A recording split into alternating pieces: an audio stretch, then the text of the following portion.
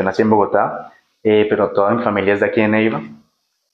Entonces, desde pequeño, todas mis vacaciones eran acá en Neiva. Yo soy medio también medio pita. A los 18 me fui a Francia a estudiar. Allá estudié entonces biología, maestría en genética y doctorado en biología celular. Allá comencé a trabajar como científico, luego seguí en Estados Unidos en Seattle, en la Universidad de Washington. Y luego aquí en Colombia, en la Universidad del Valle. Estuve trabajando unos años. En el 2019 hice una reconversión, hice una maestría de periodismo científico y desde ese momento soy periodista científico. Trabajo principalmente para la revista Science Avenir, la revista francesa de divulgación científica, la revista de mayor venta ya en Francia. Escribo principalmente acerca de salud. Yo antes estaba especializado como científico en biología, en ciencia biomédica, biología celular y pues cómo se junta eso, digamos, cómo influye eso en la salud. Entonces, digamos que seguí con utilicé esos conocimientos en mi trabajo como periodista. Eh, y entonces escribo sobre todo acerca de salud y principalmente la salud del futuro. Es lo que más me interesa. Es decir, los avances que se están haciendo en este momento o que se podrán hacer pronto para mejorar la manera como podemos reparar el cuerpo humano, cómo podemos curar enfermedades, cómo podemos sanar discapacidades. Que la ciencia está avanzando mucho en esos ámbitos. De esa curiosidad, de esas interrogaciones vino el libro precisamente que estamos hablando, Homo Machinus, que es una investigación de, de unos 6 meses, un año, en el que la idea era investigar precisamente qué se podrá hacer en el futuro para reparar el ser humano o incluso para mejorarlo y qué no se podrá hacer. Es decir, en todo lo que vemos en las películas de ciencia ficción, qué de eso es ciencia y qué es ciencia ficción. Qué de eso podrá ser realidad y qué de eso seguirá siendo simplemente fantasía e imaginación humana.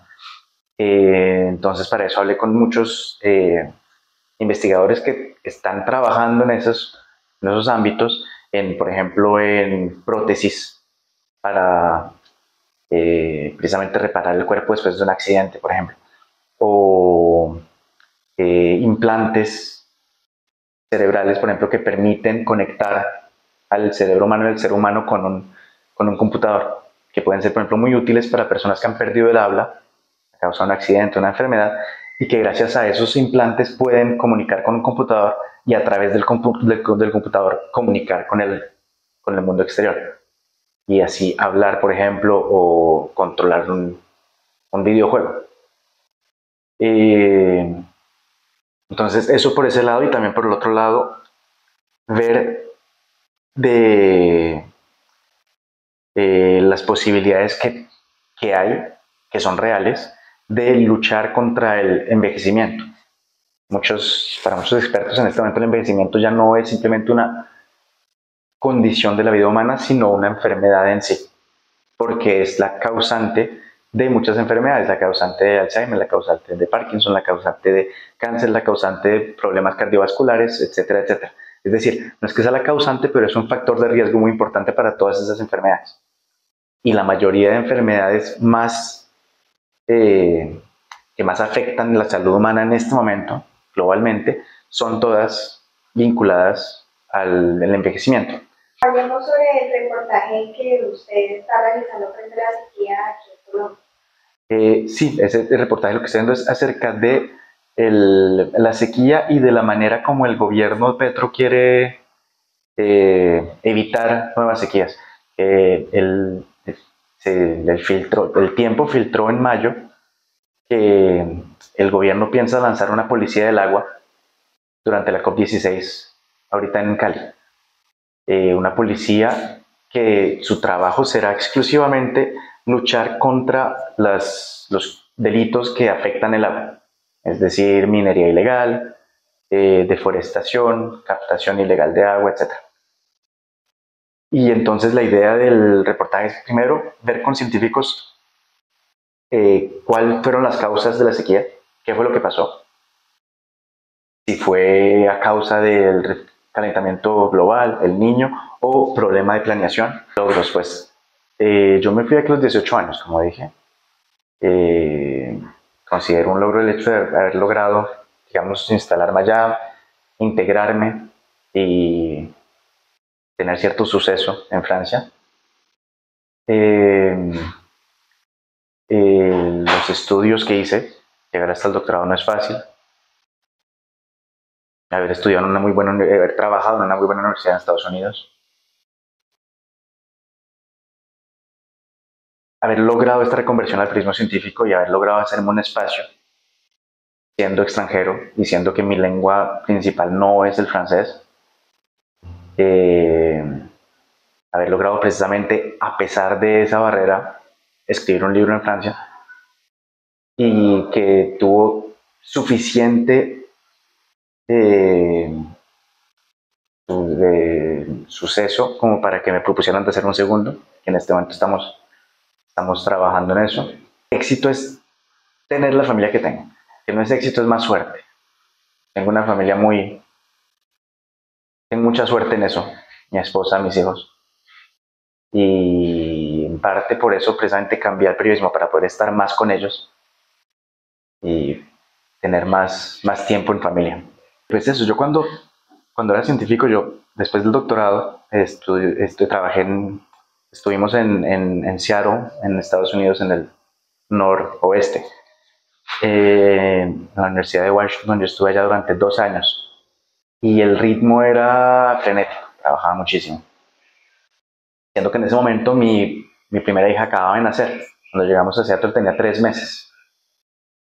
Y entonces fue un periodo durante 2 años en los que casi no la vi. Así intentar hacer esfuerzos para estar en la casa lo más posible. La presión en el laboratorio era mucha. Y entonces me perdí de muchas cosas. Luego, cuando vinimos aquí a trabajar en Cali, ahí nació mi segundo hijo. Y ahí sí decidí que no quería que se repitiera lo mismo. Entonces tomé un año sabático para estar solo con él. Y pues, o sea, con él, con mi hija y con mi otra hija, con mi esposa. Y luego entonces, pues, llegó la pregunta de qué hacer después, porque si volvía a la ciencia, pues iba a volver a ese ritmo.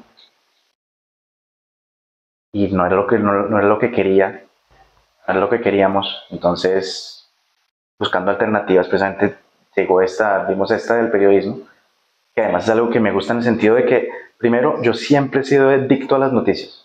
Yo todos los días, y eso desde que tengo 18 años, leo 4 periódicos al día.